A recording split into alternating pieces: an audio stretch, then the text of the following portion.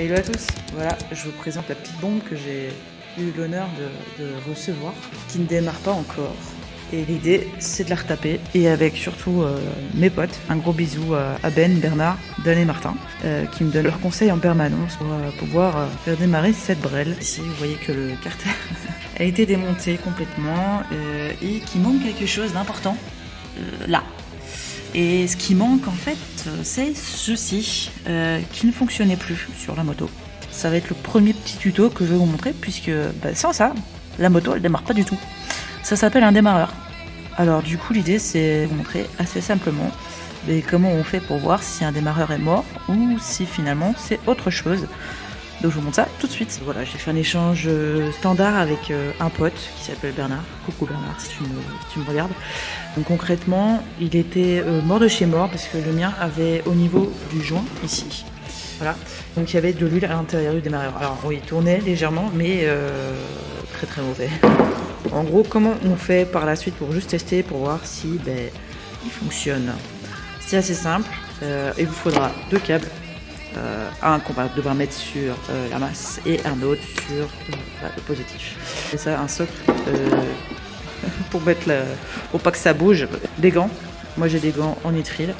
Et alors forcément la batterie. Moi j'ai repris du coup la batterie de ma moto. Ok, on est parti. C'est assez simple. On vient poser le démarreur comme ceci, plus ou moins en équilibre en gros. Vous voyez un peu. Ok.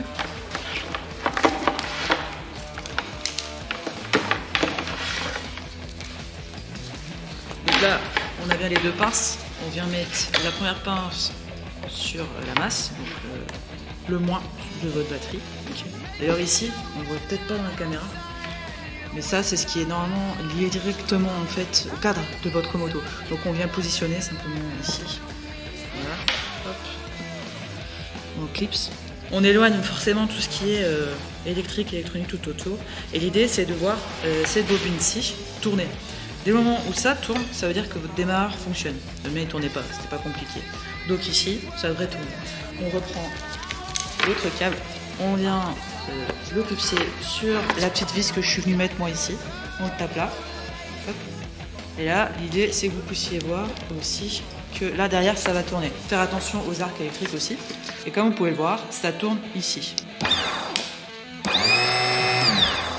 Donc là, on a bien un démarreur qui fonctionne.